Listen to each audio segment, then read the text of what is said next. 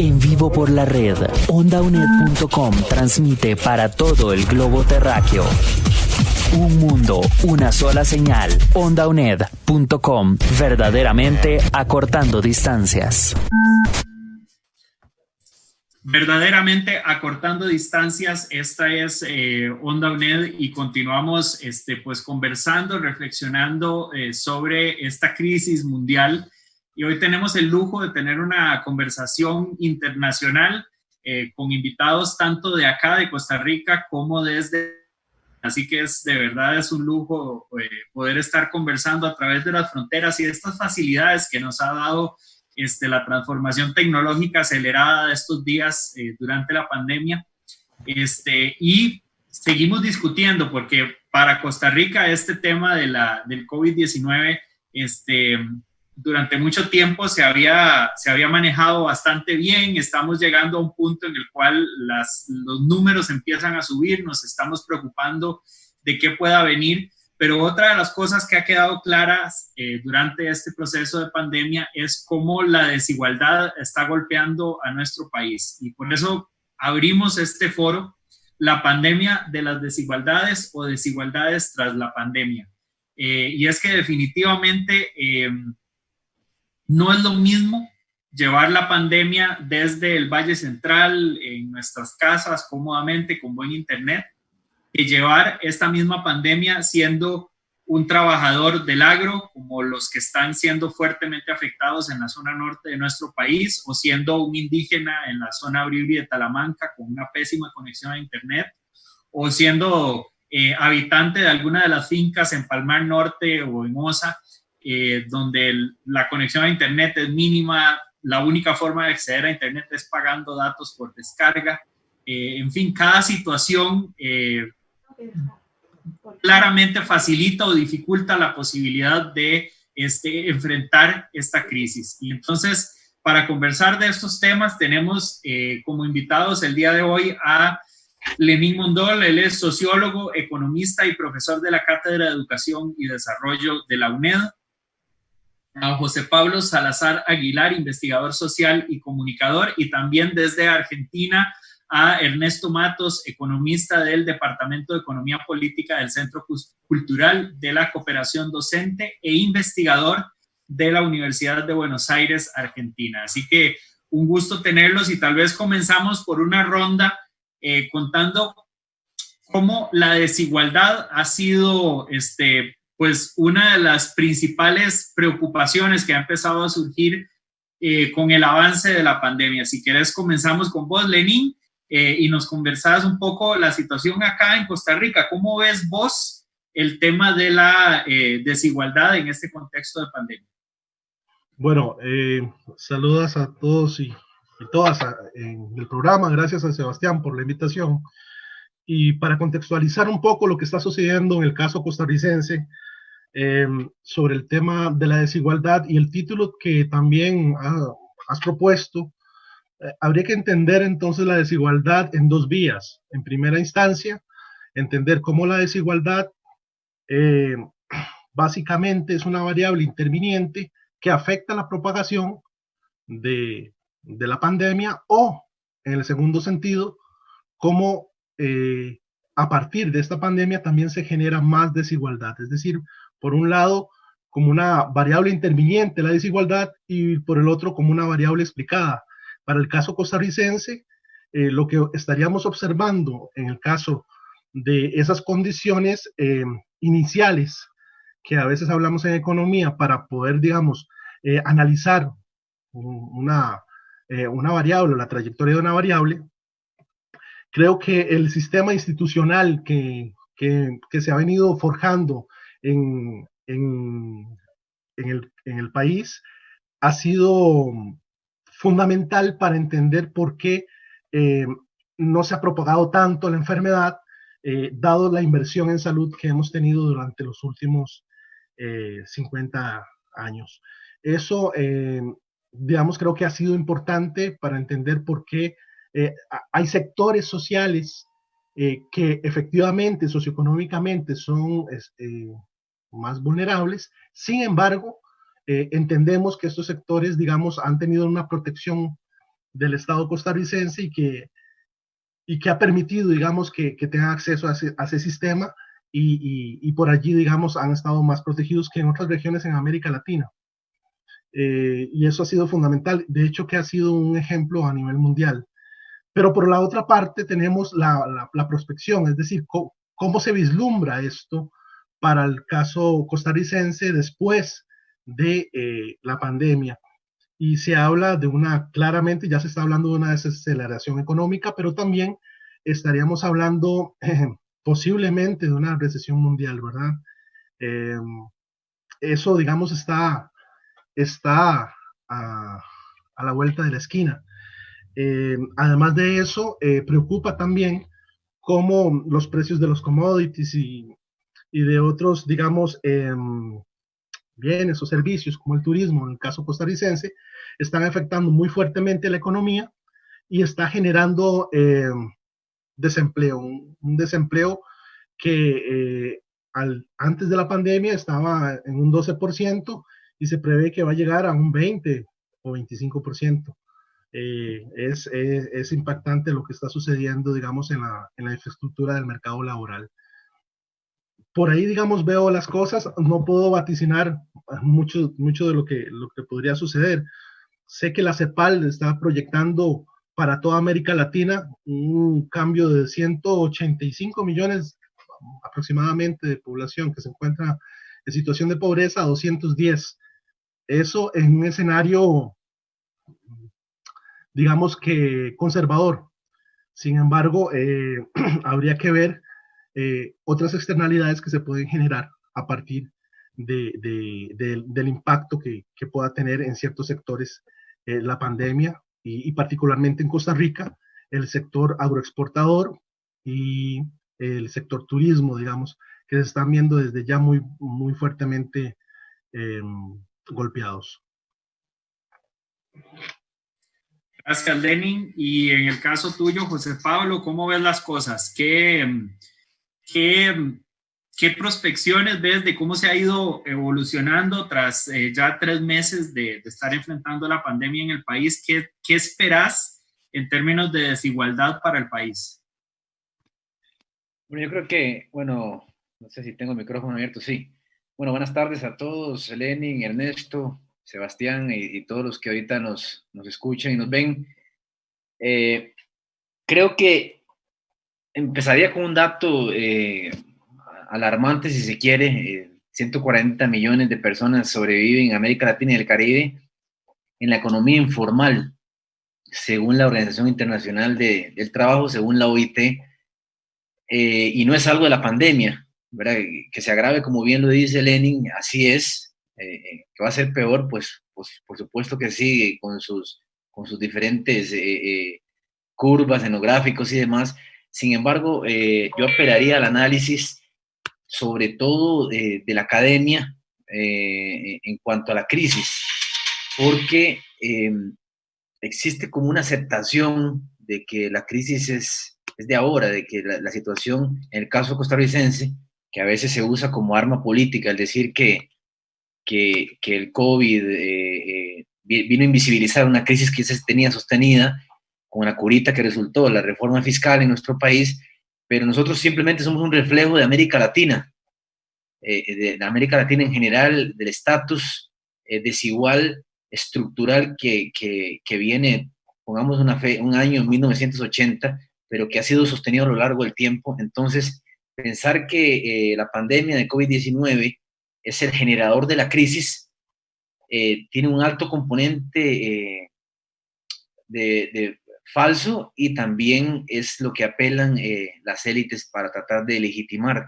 Y eso lo digo porque la normalidad, como entendemos, vino una nueva normalidad, o vivimos una normalidad específica antes y después de la pandemia, pero la normalidad de la excepción es precisamente tratar de hacer creer que esa crisis inicia con el COVID, ¿verdad? Y no me refiero a un gobierno PAC, en el caso costarricense, ni Partido de Liberación Nacional, sino voy mucho más allá, ¿verdad? Hay una cuestión donde la crisis es la causa de todo, y precisamente como trataba de hacer comprender, legitima la concentración de la riqueza, que es histórica, ¿verdad? Tal vez con diferencias propias de cada uno de los países, y boicotear, por supuesto, las medidas efectivas para prevenir una catástrofe mayúscula. En paralelo a eso, el golpe a las diferentes políticas públicas en salud, en educación y demás, y ahorita se ve todos los días, es el discurso de las élites sin distinción alguna, para tratar de golpear todas esas políticas, todas esas conquistas que han venido golpeándose. Por eso les digo, en un fenómeno que ha sido sostenido, donde la crisis no es tal vez un detonante, pero no es nada nuevo, sino es algo sostenido en el tiempo. Por ahí abordaría y sobre todo llamaría a la reflexión de la población joven, ¿verdad? Considerando que nosotros 4 creo que estamos situados aún por ahí, tal vez algunas excepciones, pero van a ser los más golpeados, ¿verdad? Y quisiera profundizar en el próximo bloque este aspecto de que los jóvenes, por la informalidad de la economía y otras variables que podemos abordar más adelante, quizás puedan ser, si no son ahora, van a ser la población más golpeada y por ende de la economía en general, porque es la PEA, formamos parte de la PEA y eso, dar soluciones hacia eso, no coyunturales, sino estructurales, es determinante. Gracias, José Pablo. Y nos vamos al sur de nuestra América Latina, hasta Buenos Aires, donde se encuentra Ernesto Matos. Ernesto, contanos un poco cómo se vive la situación allá en Argentina. Hubo un cambio de gobierno en noviembre pasado, y bueno, había muchas esperanzas en ese cambio luego de un gobierno súper desastroso, digamos, económicamente en el caso de Argentino. Pero bueno, llega la crisis muy rápido. ¿Cómo se han vivido las cosas allá? Bueno, nada, primero que nada agradecerle, Sebastián, por esta invitación y acá a los amigos Lenny, José, y compartir este momento de intercambio. Saludo a la audiencia. Sí, como bien decís, el punto de quiebre de diciembre de 2019 hoy tiene 2 temas fundamentales en la Argentina. Uno es la intervención a Vicentín y otro el tema de la pandemia, que el gobierno desde la primera hora trató de hacer lo que hay que hacer en un contexto donde se pone en cuarentena la economía. Una economía en cuarentena quiere decir justamente que hay sectores sensibles que van a seguir funcionando y otros que ya no son esenciales, que se pueden hacer a través del teletrabajo. Pero eso también demostró que nuestra economía tampoco es que estaba preparada en pleno para un teletrabajo. Y ahí también apareció lo que es histórico en la Argentina de estos últimos 40 años, pero que también pasa en muchos de los países de América Latina, que es la informalidad. Y esto se vio a la luz cuando se implementó el IFE, el Ingreso Familiar de Emergencia, donde justamente se esperaban 3 millones de personas que se registraran y aparecieron casi 10 millones pidiendo que serían $150, ¿no? Por mes, por única vez, y que ahora se va a volver a entregar de nuevo estos $150.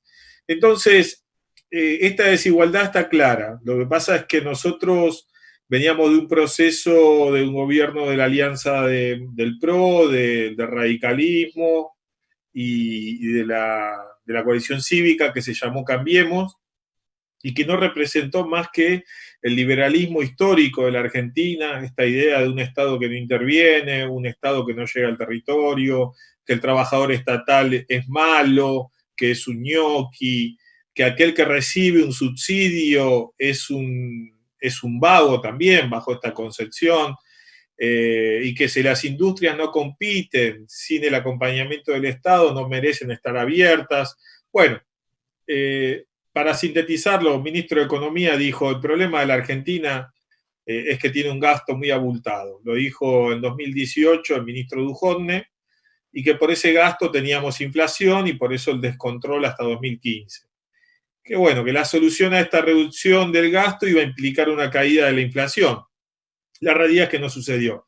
Se echó gente del Estado, se redujo las jubilaciones y los subsidios a las madres con hijos y embarazadas, se le quitó el subsidio energético de electricidad, agua y gas a las industrias, más de 20.000 industrias cerraron, 20.000 industrias cerraron, más de 1.200 empresas agropecuarias cerraron ante ese ajuste económico, y en medio de todo eso, el endeudamiento y este cambio de gobierno que nos deja en esta situación, un Estado que tiene poca llegada al territorio, pero que está tratando de resolver los problemas que hoy tienen de ingreso las familias, una pobreza que según los datos del INDEC, del Instituto Nacional de Estadísticas y Censos, a 2019 va a llegar al 35-36%, o sea, 10 puntos más de pobreza que en 2015. Este es el gobierno que apoyaron tantos países de la región de corte liberal y que, bueno,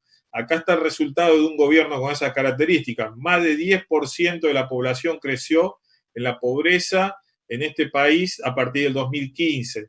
Y la UCA, la Universidad Católica Argentina, está diciendo que la pobreza en Argentina va a llegar al 40%.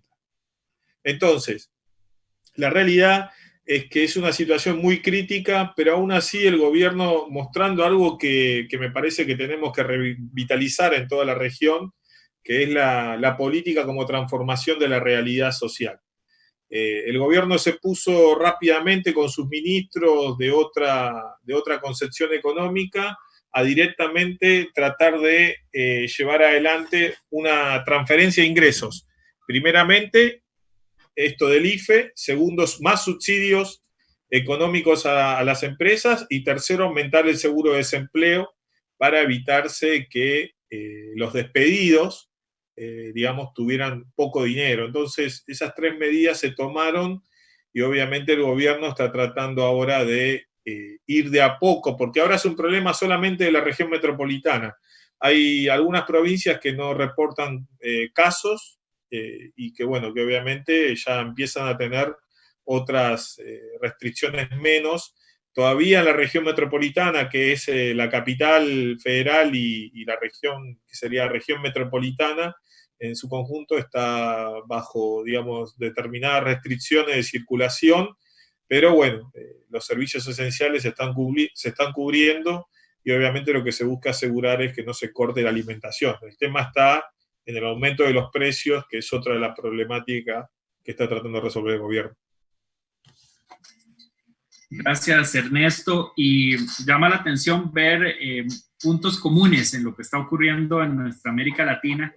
Es claro, como lo hemos escuchado en libros de economistas como Joseph Stiglitz, como Thomas Piketty, cómo históricamente, digamos, se ha empujado esta agenda neoliberal diciendo que el principal problema que un país debe resolver es su déficit, ¿verdad? Ese es como el foco de todos los programas que se hacen. Entonces, para eso hay que reducir el Estado al máximo, desaparecerlo si se puede casi. Únicamente la inversión en seguridad y en promover la exportación, generalmente ese es el incentivo que se hace, y que esto resuelve como si fuera la pomada canaria, que resuelve todos los problemas de un país a nivel económico, cuando la evidencia es abrumadora en contra de esas políticas. Claramente, cuando se han tomado esas políticas, la mayoría de los países que las han implementado han ido al desastre.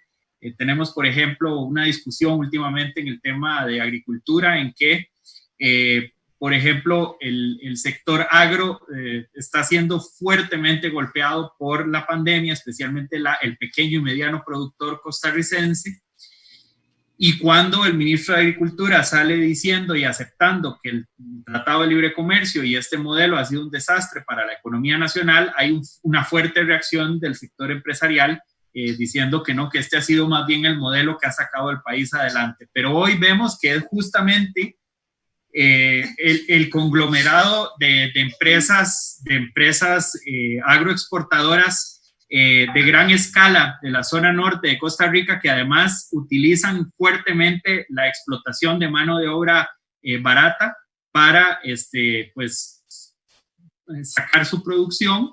Es el principal foco de COVID-19 en nuestro país. Los principales responsables de la dispersión de esta enfermedad en el país son justamente las empresas exportadoras, enormemente beneficiadas del modelo neoliberal y de los tratados de libre comercio. Y el sector más golpeado desde el discurso mediático, que ha sido el sector público, que se ha dicho que no sirve para nada, que tienen puros privilegios y demás, ha sido el que ha sostenido el país durante la pandemia. Tal vez una reflexión, Lenín, sobre cómo has visto acomodarse este discurso y cómo, qué podemos hacer en este escenario, qué debería hacer el país ante estos indicadores tan alarmantes que estamos teniendo. Sí, bueno, en cuanto a un gestor de política, pues que creo que a los cuatro nos gustaría estar en ese lugar para tomar decisiones, así que limitadamente podría, digamos, nada más decir cuáles son las buenas prácticas que hemos tenido. Creo que queda muy claro que en América Latina, y así lo han hecho notar medios internacionales, el tema de la inversión social en educación y en salud ha sido digamos, un aspecto positivo fuerte que viene a mediar, como dije anteriormente, como una variable interviniente en el posible impacto de esta pandemia y de otras que vendrán. Es decir, no podemos bajar la guardia en esto que se denomina inversión social por cuestiones estructurales y coyunturales, en primer lugar. En segundo, quisiera, digamos, observar en términos de complejidad sociológica, observar cómo, digamos, la pandemia no solo, y aquí estoy hablando de un escenario futuro, cómo se ha complejizado, digamos, este proceso de lo que nosotros denominamos lo social. Porque, vamos a ver, este contexto de la desigualdad social en términos de pandemia implica una interseccionalidad de diversas dimensiones. Por ejemplo, estamos observando, estamos conviviendo cómo diferentes sectores sociales o estratos sociales o clases sociales, según cada quien desde el marco o perspectiva teórica que quiera verlo, están respondiendo desde diferentes espacios, ya sean físicos, sociales o virtuales. Eso depende también del acceso a ciertos recursos que podamos tener. También estamos observando una interseccionalidad en términos de los tiempos de la reproducción y la producción.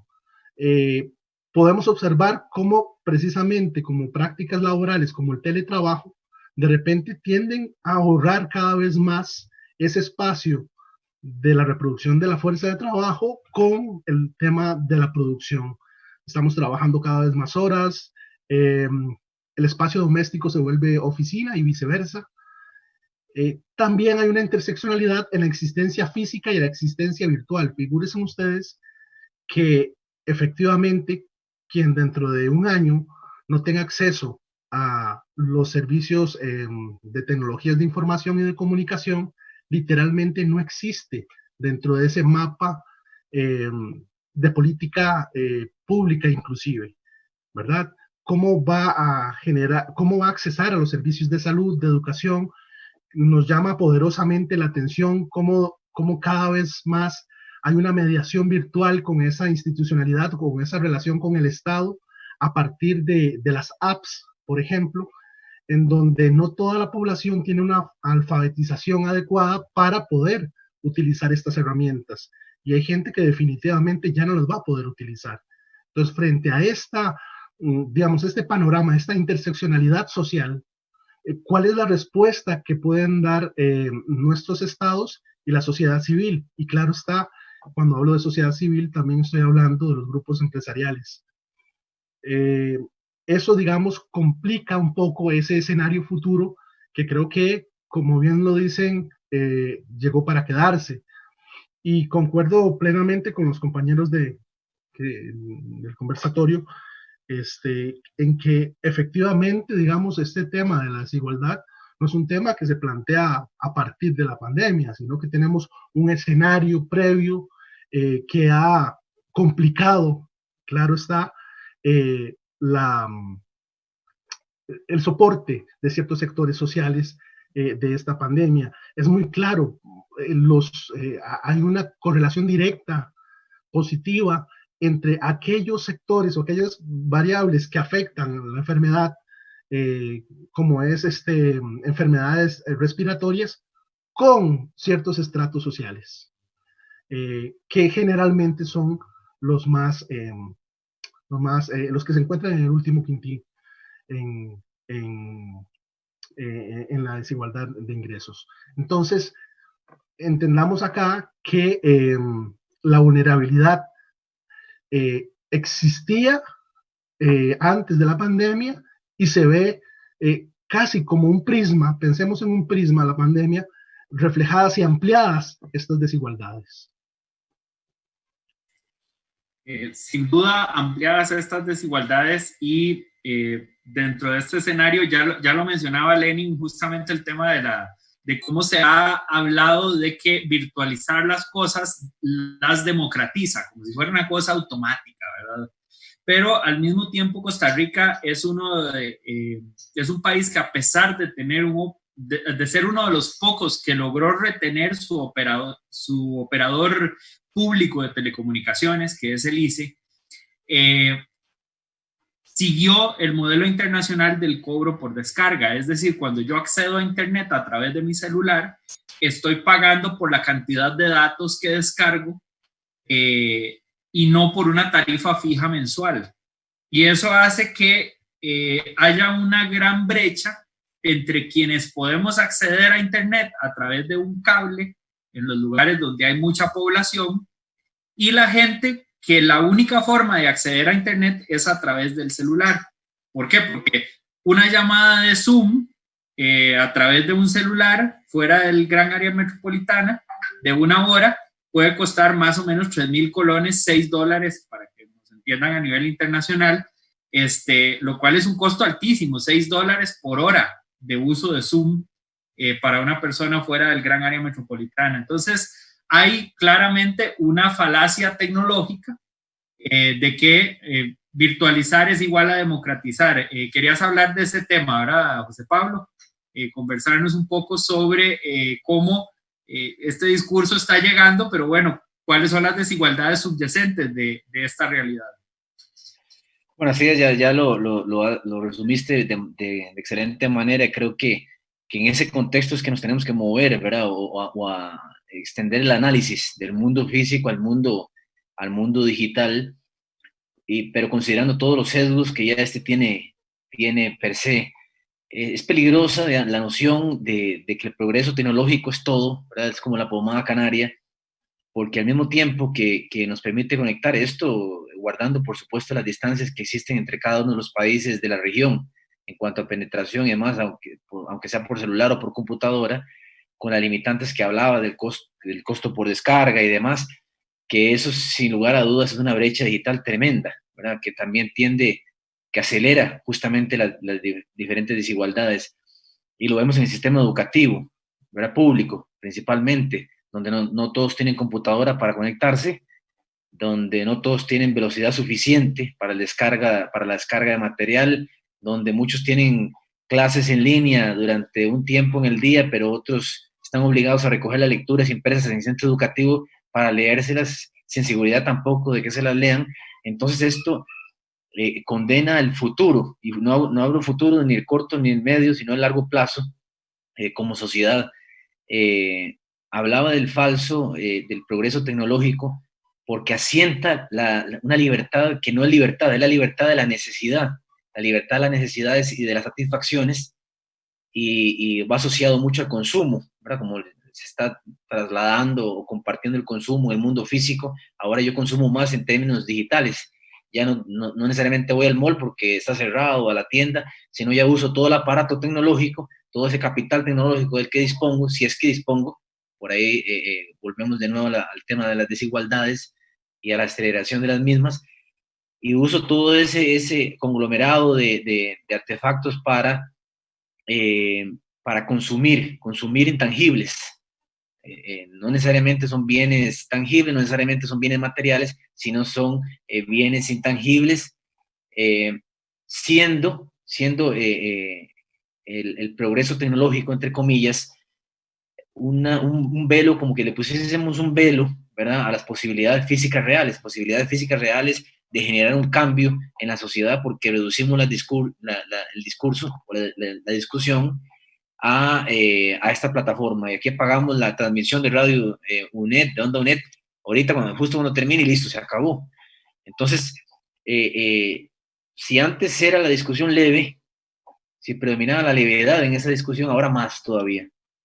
Pero ahora es apagar el teléfono, ponerlo en pausa o poner la computadora, y eso es realmente peligroso porque crea una imagen falsa de progreso o de que estamos bien utilizando el aparato tecnológico y entre tanto tenga velocidad y fibra y toda la cosa, estoy bien, pero aunque me esté llevando el carajo, sin trabajo, apelando al bono proteger, pero estoy bien, ¿verdad? Y es realmente delicado este tema, porque entonces entramos dentro de este mismo mundo de la digitalización en la comunicación, ¿verdad? En la comunicación como medio para legitimar las condiciones actuales.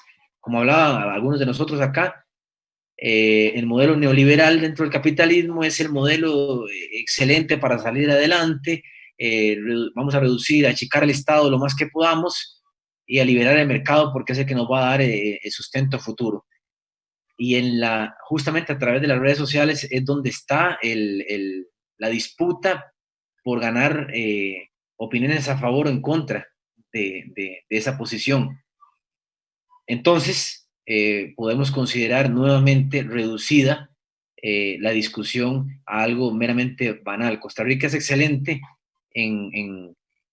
bueno, las sociedades latinoamericanas excelentes en reducir las discusiones a meramente etiquetas, ¿verdad? Somos muy buenos en derechos humanos, nos ha costado, pero ya en temas de la población LGTBI logramos triunfos, no sé, bien, pero seguimos con la brújula de la economía perdidísima, y sin tomar decisiones porque en la actualidad tenemos un ejecutivo que quiere sonreírle a las élites y quiere sonreírle también a la clase trabajadora.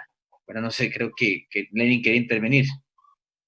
Sí, no, antes tal vez quería aprovechar, digamos, este contexto, esta conversación que estamos teniendo sobre el tema de la brecha tecnológica y eso que se está dando en un país donde aún el operador de telecomunicaciones mayoritario es del Estado, ¿verdad? A pesar de eso. Caso contrario a lo que ocurrió en Argentina, donde el operador estatal de telecomunicaciones sí fue vendido al sector privado. ¿Cómo está el acceso a Internet y el acceso a poder trabajar de forma virtual en el escenario del COVID en un país como Argentina, donde la realidad es completamente diferente? Ernesto, si enciende... Sí, ahí está, ahí lo saqué. Sí, no iba a tardar 30 minutos para sacar el micrófono, antes que no encontraba. No, a ver, en la Argentina creo que no más del 50% tiene conexión a Internet. Generalmente, se hizo un censo en 2019 que está en el INDEC colgado de acceso a Internet y redes móviles. El tema pasa por lo que ustedes plantean y me parece que atraviesa más que nada desde el lado docente. Primero que acá ha ocurrido determinados reclamos que no han tenido su éxito correspondiente, pero que han sido reclamos necesarios, como decir, bueno, está bien, el docente se queda en la casa, pero ¿y si no tiene computadora? El otro fue, bueno, ¿y si el alumno no tiene buena señal? ¿Qué hacemos? Bueno, si el docente tiene que organizar toda una clase cuando nunca tiene el material digitalizado por cuestiones de propiedad intelectual, derechos, ¿qué se hace? ¿Se puede subir y difundir un libro que se vende en la actualidad? Bueno, todo eso la universidad no lo ha logrado resolver porque calculaba que volvía en junio. Y eso también trajo problemas porque, dado el ciclo básico común, que es el CBC acá en la UBA, se tomó las medidas de una semana para otra, resolver esto, pero no se logró resolver y uno está tratando de mandarle mail a los alumnos para tratar de ubicarlo y encuentra todo este panorama y tiene que dar soluciones, porque una cosa es la Universidad de Buenos Aires, y otra cosa son las universidades del conurbano, que es más en las afueras, que abarca a otra población y que no cuenta con los mismos recursos. O sea, yo puedo dar clases a la Facultad de Derecho porque queda en Recoleta, una de las zonas más caras de Buenos Aires, pero cuando doy clases en la Universidad de Jaureche, Florencio Varela, al sur, 50 kilómetros de la capital, ahí los alumnos se les complica más conectarse. Y se le suma otra cosa, que cuando se le descargan los datos, también se tiene que informar el alumno de lo que pasa alrededor del mundo, independientemente de la clase. Entonces, ¿qué hace? ¿Sacrifica datos por educación o sacrifica datos por información de lo que está pasando alrededor de su casa? Bueno, eso, y me imagino que atraviesa toda Latinoamérica, es lo que estuvo pasando y que obviamente complica un poco el debate, porque esa es la realidad. O sea, surgen más que nada humoradas, ¿no? Un docente pidiendo chicos me escuchan, y el silencio absoluto, no sabemos si el alumno está ahí, si clavó la imagen y siguió de largo, se complica la evaluación. ¿Cómo hacer para evaluar a alguien a la distancia? Lo tengo que aprobar, ¿pero por qué? Ni siquiera sé si vino a clase. O sea, y obviamente el recuperatorio final. ¿Cómo hacemos para pensar en lo que viene, que son, se termina el cuatrimestre y no sabemos todavía cómo vamos a tomar un recuperatorio, no sabemos cómo vamos a tomar un final? Y me parece que ahí la universidad, un poco el presidente lo dijo, en general, no por la universidad, pero sí por la educación, que hasta sería más interesante perder un año que perder la vida, digamos, ¿no? O sea, si nos atrasamos un año, no va a ser el fin del mundo de la gente, digamos. Pero bueno, la universidad decidió seguir, como es autónoma y puede regirse por sus propias reglas en estas decisiones, decidió ir a esta forma de virtualidad, que también suma otra cosa. El salario del docente que tiene 5 materias para poder vivir. O sea, ¿cómo hace para preparar 5 materias virtuales y atender todos los días las consultas, foros? Esto es lo que ustedes hablaban un poco, que al final de cuentas uno no termina desconectándose nunca, pero se te agotan todos los datos y no llegás a fin de mes. Bueno, todo eso es una de las problemáticas que estaba pasando y sigue pasando acá en la universidad en Argentina.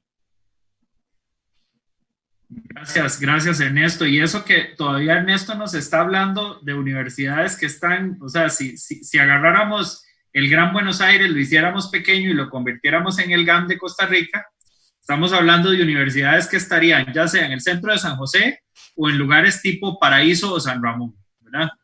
Todavía no estamos hablando de las universidades en Neuquén o en Tucumán o en Jujuy o en las regiones alejadas, que me imagino que la situación es aún más dramática.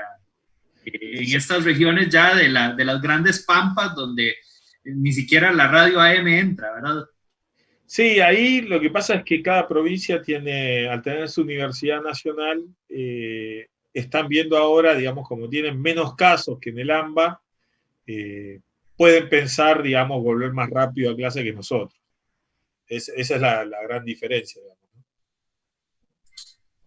Gracias Ernesto. Y justo pasamos de, bueno, antes de pasar al siguiente tema, quiero saludar a Catalina Montenegro, a don Eduardo Castillo, miembro del Consejo Universitario de la UNED, que nos sintoniza, a Emilia Rodríguez, que nos sintoniza, a Zulena Fernández también, y a Marisol, que de verdad, pues les agradecemos muchísimo su sintonía.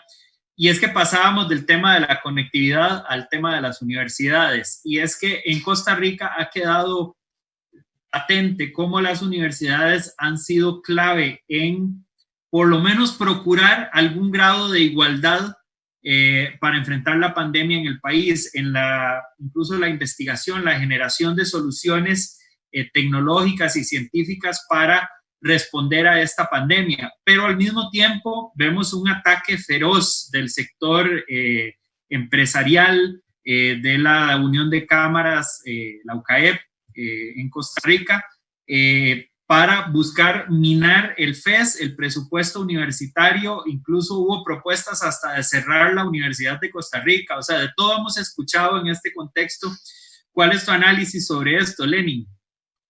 Bien, como bien estás apuntando, el tema de la inversión pública y particularmente en el tema de educación ha sido fundamental para abordar la actual coyuntura. Y en esto, digamos, quisiera ser más papista que el Papa en elevar la actuación que ha tenido la Universidad Estatal a Distancia, pues es la universidad que tiene mayor, digamos, cobertura a nivel nacional y que llega precisamente a esas poblaciones que se denominan, digamos, desde el estado vulnerables y que tienen unas características socioculturales también muy particulares.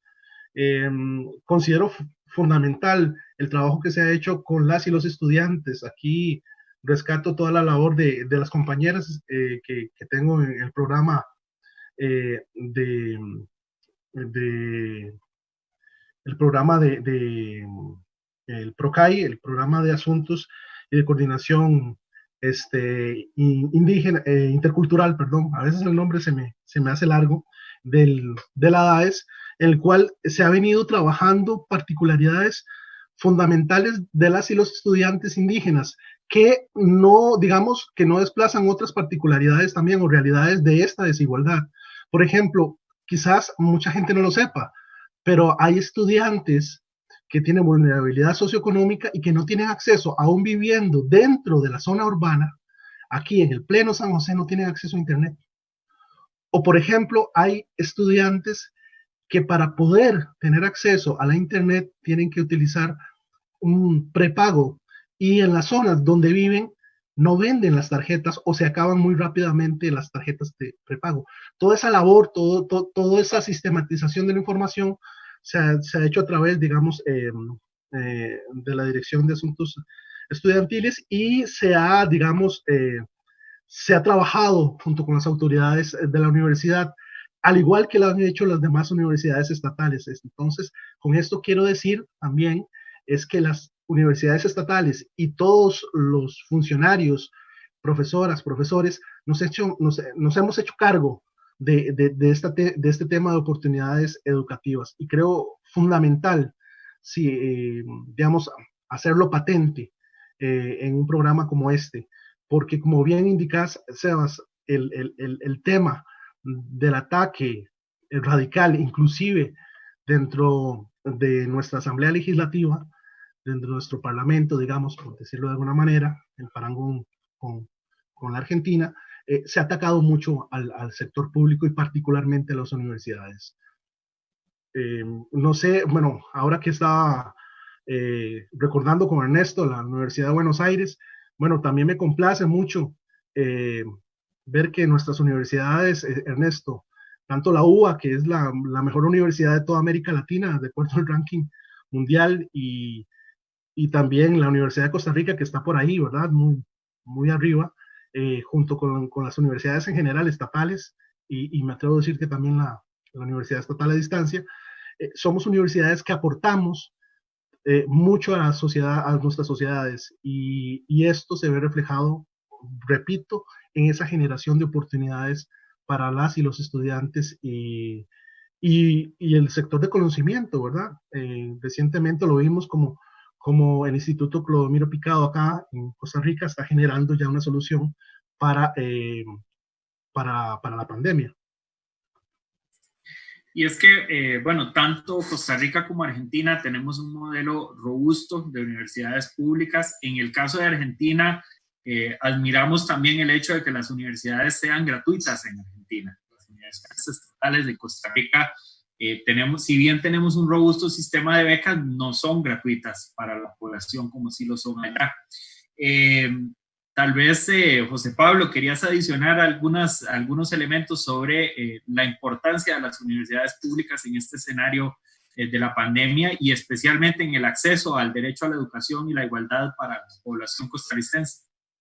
Tienes el micrófono apagado, cualquier cosa. Listo, ya. Ok, bueno, es breve lo que quisiera aportar, porque ya lo han resumido bastante bien Ernesto y Lenin, pero apelaría a la defensa del sistema público en general, ¿verdad? Siendo justamente el acceso a la educación y la necesidad ahorita coyuntural de una conectividad eficiente para ella, un aspecto clave para la defensa, ¿verdad? Del sistema, del Estado social de derecho, del cual nos jactamos muchas veces de tener, pero que no defendemos, ¿verdad? En esa misma discusión.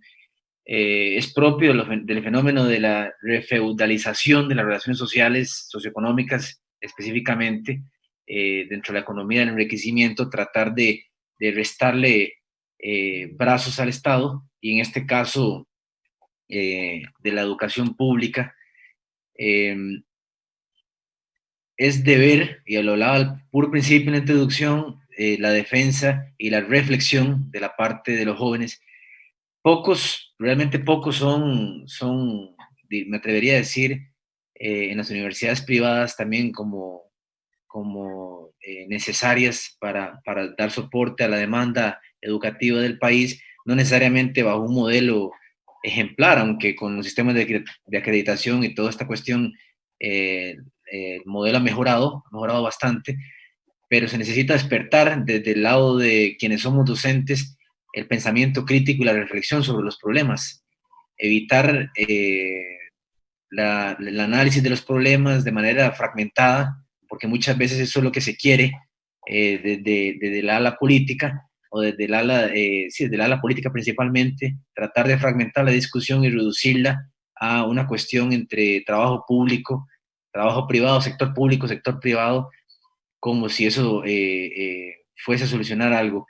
Acá, sumando nada más a los aportes de Matos y de Mondol, es determinante garantizar una conectividad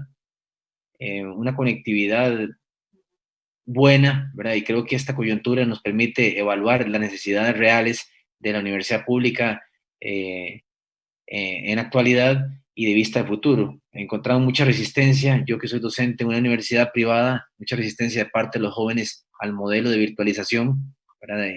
Bajo el mito de que solamente en un aula puedo aprender, y todas esas cuestiones se van rompiendo aprovechando esto. Si algo positivo puede traer este cese de la economía, es eso.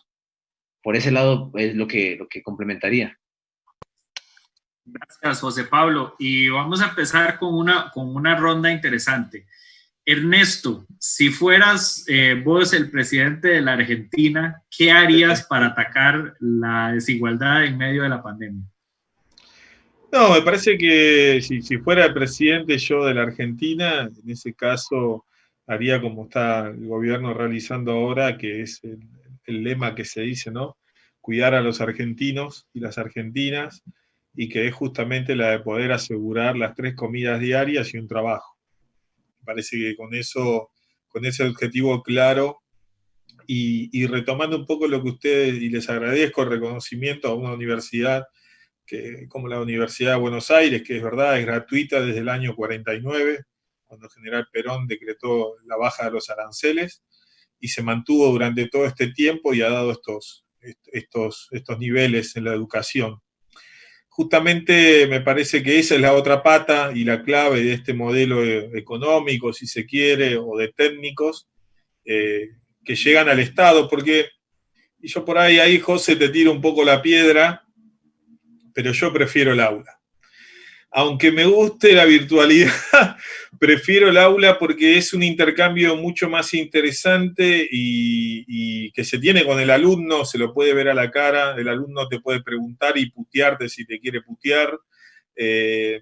Estamos en tiempos en los cuales creo que no es de la época en la que nosotros estudiamos, ya que algunos peinamos canas, que debíamos esa autoridad, digamos, inmaculada del docente, sino que hoy tenemos jóvenes que tenemos que animarlos a preguntar, porque como que fuimos educados en ese régimen estricto, digamos, ¿no? Y esa es nuestra línea que me parece que hoy tenemos que romper y animarnos a utilizar todos los recursos. La virtualidad es uno, yo comparto eso, pero también a ser didácticos y a repensar el aula, digamos, ¿no? Y en eso me parece que todavía la Universidad de Buenos Aires, más allá de sus logros, tiene algunas falencias, como es la de docente investigador, digamos, ¿no? No que la docencia sea un trabajo sino que sea el espacio de la universidad de desarrollo del pensamiento del docente y del alumno, del estudiante. Me parece que eso es algo que también, si ustedes se ponen a pensar, nuestro presidente todavía sigue dando clases. El presidente Alberto Fernández ayer o anteayer dio su clase creo que era a una cárcel, no me acuerdo el nombre ahora, y lo hizo en forma virtual, no dejó la docencia de lado, sino que como buen docente siguió dando clases, más allá de sus funciones como presidente de la nación, y eso es algo que también se ve reflejado en cada una de sus intervenciones, y obviamente en esa idea de poder juntar los argentinos de un lado y los argentinos del otro, que por ahí tienen algunas diferencias, y buscar esta unidad que se está logrando, pero que bueno, siempre ocurren algunos márgenes, no se puede tener contento a todos, pero creo que esa es un poco la impronta que le está poniendo el gobierno, y que me parece que tiene que ver un poco con esta característica de la universidad pública, donde la política está dentro de la universidad. La política no puede estar fuera de una universidad.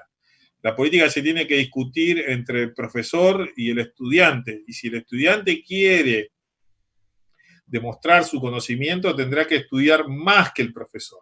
Y me parece que ahí está la clave de la retroalimentación en una clase, digamos, ¿no? Y el profesor saber reconocer también esto, ¿no? Porque no tenemos la verdad absoluta. Somos falibles, quiero decir esto, porque pareciera que a veces tenemos la verdad de todo y no la tenemos.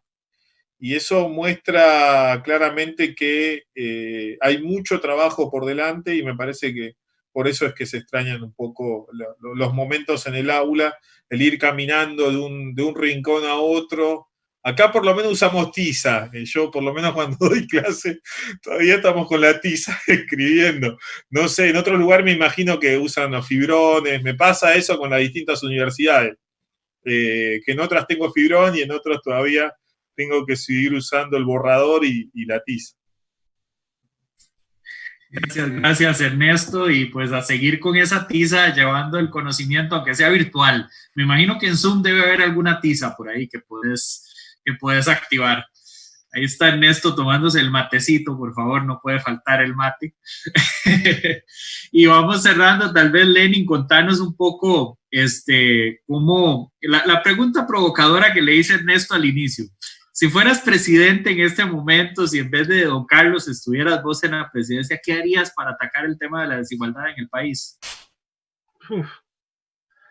Bueno, el tema de la desigualdad en sí mismo es un tema complejo, y estamos también, y tenemos que entender claramente que estamos dentro de un sistema mundial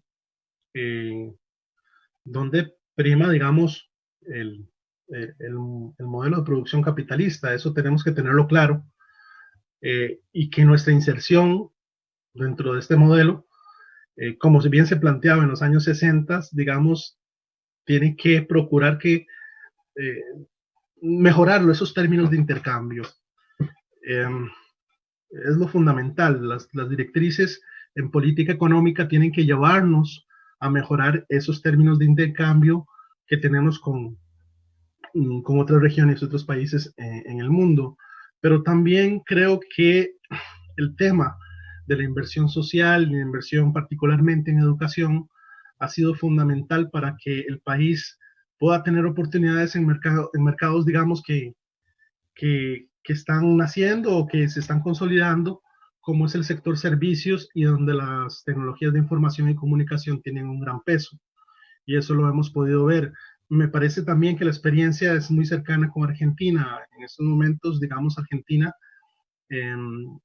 genera para todo el mundo, y particularmente para América Latina, una serie de servicios en telecomunicaciones y en tecnologías de comunicación e información de soporte para toda la región.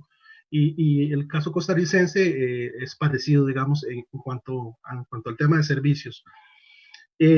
Fundamental pensar, como dice Ernesto, en que esas formas de inserción económica también son formas de inserción socioculturales. No podemos estar pensando en que todo es tecnológico, tenemos que entender que hay otras formas de hacer, de pensar y de sentir. Y esas formas de hacer, de pensar y de sentir son consustanciales para lo que nosotros denominamos desarrollo desde una concepción mucho más amplia. Es decir, entender que hay saberes que no se pueden sustituir en una computadora. Es en la praxis misma, en la práctica social, además, con otras y otros. Entonces, fundamental, digamos, intentar generar esos espacios de compartimiento, de generación de conocimiento a partir de esas experiencias con otras y con otros. Y si vos me dijeras, como presidente, me parece a mí que hay que apostar por, claramente, por acciones también endógenas, es decir, acciones que tengan que ver con el fortalecimiento de las capacidades y esas habilidades que tienen algunos sectores productivos a los cuales no se les ha dado oportunidad.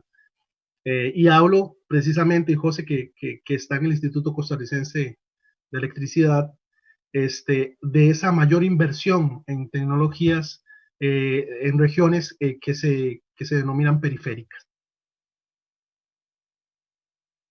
No vamos a escapar de las tecnologías, pero sí tenemos que tener muy claro que debemos invertir en términos económicos para que haya se disminuya esa brecha, no solo tecnológica, sino también de oportunidades. Es una respuesta, Sebastián, políticamente correcta, pero creo que pensar en una revolución en estos momentos o pensar en un cambio de un modo de producción es un poco complicado, ¿verdad? Los tiempos no nos dan para pensar en eso, ¿verdad? Tal vez Ernesto no esté de acuerdo conmigo, los peronistas, ¿verdad? pero sí creo que esa inversión en lo social es fundamental para pensar otras posibilidades de sociedad. Gracias, Lenin. Y José Pablo, te hacemos el pase para que nos contés vos qué harías siendo presidente y que nos hagas ahí un cierre de tu participación en la conversación. Bueno, yo voy con algo nada correcto políticamente, y bueno, yo saldría corriendo si fuera en este momento Carlos Alvarado. No, mentira. Yo sí, dicen alguien por ahí, creo que Mato sabe quién, toda revolución parece inevitable hasta que se convierte, improbable hasta que se convierte en inevitable. Y creo que esto lleva a que reflexionemos sobre el rol de cada uno. Bien lo mencionaba Lenin, bueno, dentro de las facetas, dentro del Instituto Costarricense de Electricidad o dentro de las instituciones que han sido baluartes en el desarrollo. Pero ojo, ¿verdad? Se trata de mejorar, pero de defender lo que hasta el momento se ha alcanzado. Varias investigaciones, principalmente una que recuerdo de Juliana Martínez, del Instituto de Investigaciones Políticas de la UCR, hace un comparativo de seguro social, de políticas públicas en relación con seguro social a nivel de América Latina, ¿verdad? Y a grandes rasgos, la de Uruguay mejorando, con cierto paralelismo con la nuestra, hacia el universalismo como criterio de política precisamente, y la nuestra empeorando. Y bien sabemos en el último decenio, o quizás en lo que llamamos del siglo XXI, lo golpeado que ha estado el Seguro Social en ese sentido. Ese para poner un ejemplo de que lo alcanzado debe defenderse, porque cada día es acechado. Ahora bien, no se trata de un cambio abrupto de modelo de producción o de modelo socioeconómico, sino siento que muchas de las consecuencias o de lo que vivimos hoy a raíz del COVID-19 son fruto de tener un modelo de producción 100% dependiente de otros, ¿verdad? En este caso hablamos del norteamericano, de tal vez para grandes empresas que se han centroamericanizado, por decirlo de alguna manera. O sea, es decir, dependen de libre comercio al 100%, y eso es lo que nos ha hecho sumamente vulnerables. Entonces, debemos apelar como país como ejecutivo, como legislativo, como sociedad civil, organizaciones, élites y demás, para tratar de garantizar una mejor armonía entre todos a un modelo más autóctono, o que sea híbrido, por llamarlo de alguna manera. Es decir, ok, no nos podemos zafar de libre comercio o costará una revolución improbable, como dice Lenin, pero creo que aspectos que sumen a un modelo autóctono son fundamentales. Ahorita se habla de una cruzada por las cogidas de café en la zona sur y por todo lado para que no vengan los nicaragüenses y tal, y nadie quiere ir. O sea, son 400 personas los interesados y son 74,000 personas lo que se necesitan para coger todo ese café que empieza con la cosecha. Entonces, analizar la realidad desde una óptica integral es fundamental para entender en este caso los movimientos migratorios y su peso a lo largo de la historia. Pero en resumidas cuentas, con la construcción de un modelo no cada vez más cerrado, no lo digamos así porque si no brinca lo CAEF, sino más híbrido, o sea, un modelo híbrido donde tengamos salvavidas en caso de que como con el COVID-19 empiece a moverse demasiado el velero, ¿verdad? O la fragata en el caso de Ernesto. Bueno, tenemos aquí los saludos bueno, tenemos a Zulena Fernández que nos pone: problemas de conectividad no solo se presentan en las zonas rurales, aquí mismo en el gran área metropolitana de San José de Costa Rica, también se presenta ese problema. Saludos a Ana Patricia Montoya Castro, que nos saluda justamente desde la zona norte de Costa Rica, desde San Carlos, una de las zonas que más nos preocupan en este momento del COVID-19, y es un gusto tenerla desde allá. También nos escribe Shirley Ramírez: las realidades son muchas, la desigualdad siempre ha existido y existirá, pero lo que sí es cierto es que la brecha se está haciendo más amplia y dentro de poco solo existirán dos clases. Bueno, nos gana el tiempo, pero tenemos un minutito para Ernesto y uno para Lenin para que nos hagan ya un cierre de esta conversación. Así que adelante, Ernesto, y tiene un minuto con la audiencia. Si enciende el micrófono, lo tenemos. Ahí está. Lo tenía. Bueno, no, principalmente para aprovechar este minuto, decir que esto del COVID solamente trajo un problema en la circulación de mercancía. Lo que todavía no está en crisis en el sistema es la ideología, digamos, ¿no? Todavía seguimos enseñando con manuales que dicen que la economía es la administración de los recursos escasos, y está mal. Está mal desde la época de Ricardo, en 1816, y su publicación de Principio de Economía Política y Tributación. Entonces, que muchos creen que el capitalismo ya se cayó, pero no es así, porque mientras sigamos reproduciendo esas mismas definiciones de manual, como decía José, traídos desde Gringolandia, seguiremos reproduciendo una clase social colonial que difícilmente pueda comprender los destinos de cada nación, digamos, ¿no? Así que me parece que ahí tenemos un desafío los que tenemos la responsabilidad de estar frente a un aula y de ejercer la investigación. Gracias, Ernesto. Y un cierre de tu parte también, Lenin. Bien, no, recalcar un poco lo que dicen los compañeros. Básicamente, me viene a la mente una cuestión importante. Efectivamente hay una dimensión ideológica, pero también no tenemos que olvidar que la respuesta que se le ha dado a la pandemia no es una respuesta que es individual, no es quédate en casa, ni mucho menos. Es una respuesta social, es una respuesta institucional fundamentalmente. Creo que eso es una conclusión que tenemos que sacar todas y todos. Lo segundo es que hay una reconfiguración del orden del mercado que va a afectar diversos sectores. Por ejemplo, ya en Chile, el tema de la construcción, lo que son, digamos, el sector constructivo para oficinas, pues básicamente quebró. Y entiendo también que servicios, digamos, que requieren cierta presencialidad en América Latina, pues cada vez se ven más afectados, incluyendo con ello el turismo. Entonces tenemos todo un reto de reconversión de la matriz productiva en cada uno de los países. Y también un reto que ya se está viendo de la inserción de cada uno de estos países en esa dinámica de globalización. Muchos han dicho que, bueno, se ha finalizado el periodo de globalización. Yo no lo creo. Creo más bien que estamos en una profundización del mismo, pero con un rol diferente del Estado frente a esa, digamos, apertura comercial, frente a esa apertura sociocultural y demás globalizaciones.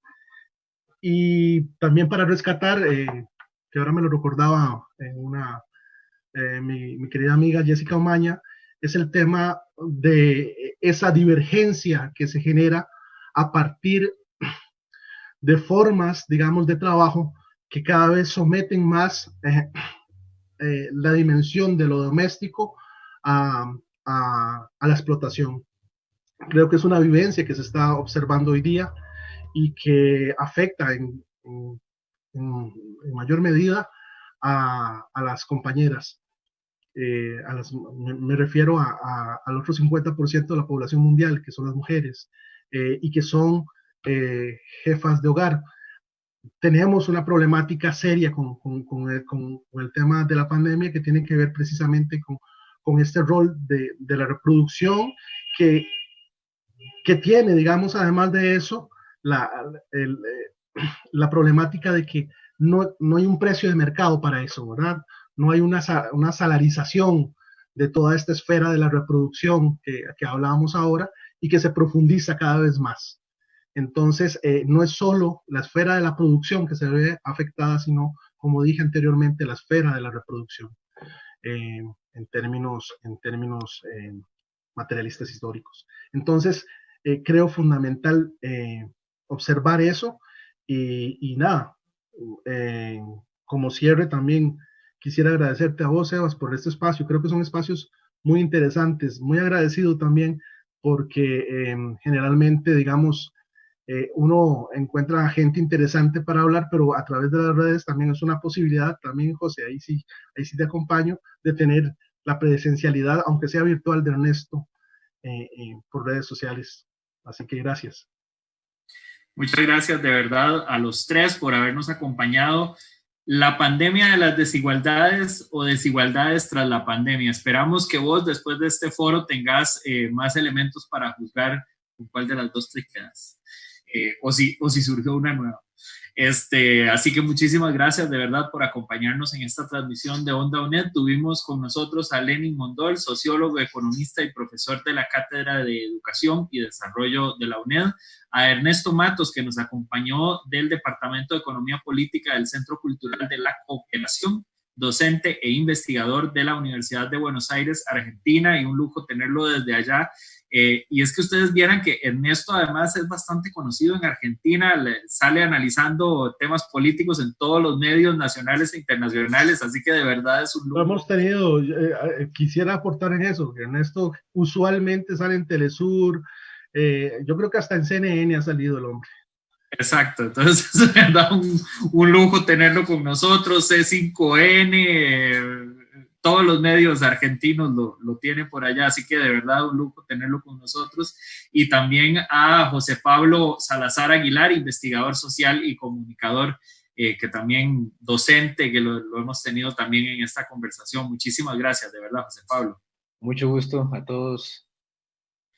Bueno, así cerramos esta conversación de esta tarde y esperamos tener muchas más, porque Onda UNED es este espacio de discusión que justamente abrimos desde la UNED, desde la Universidad Estatal a Distancia, para darle voz a todas las comunidades. Estamos iniciando un proceso ahí para realizar un foro también de la situación de la zona norte, que sabemos que está preocupando a mucha de la población costarricense, y también estamos de lunes a viernes a las 9 de la noche con nuestro programa de radio educativa a través de Costa Rica Radio 101.5, la emisora del Estado costarricense, y pues siempre a través de OndaUNED.com, donde también estará esta conversación subida a redes para que la puedas compartir, verla y repasarla cuantas veces quieras. Muchísimas gracias, pura vida, y te mandamos un abrazo de parte de Onda UNED.